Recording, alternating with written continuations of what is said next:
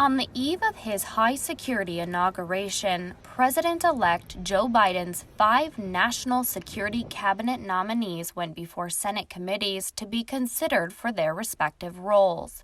Nominees for Secretary of State, Secretary of the Treasury, Director of National Intelligence, Defense Secretary, and Secretary of Homeland Security.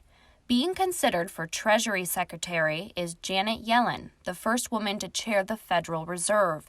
She would make history again as the first woman to be Treasury Secretary, if confirmed by the Senate.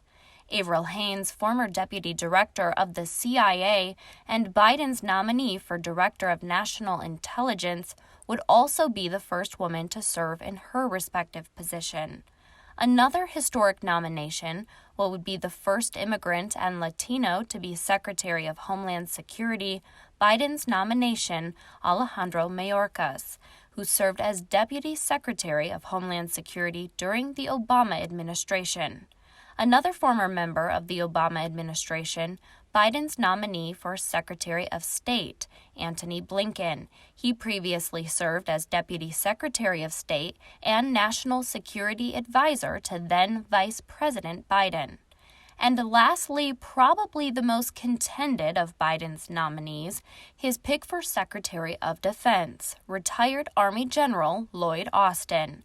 Austin would make history as the first Black person to lead the Pentagon. The issue is, just like with Trump's pick for Secretary of Defense, Austin doesn't quite qualify. To be confirmed, he will require a congressional waiver. Secretary of Defense is supposed to be a civilian post, and because of that, federal law requires at least 7 years of retirement from active service before taking on the role.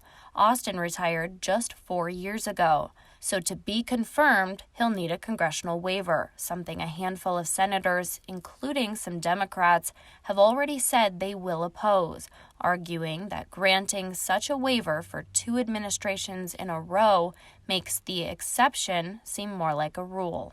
While Biden's nominees are unlikely to be confirmed by the end of his first day as president, at least a few are expected to be in place within the next few days.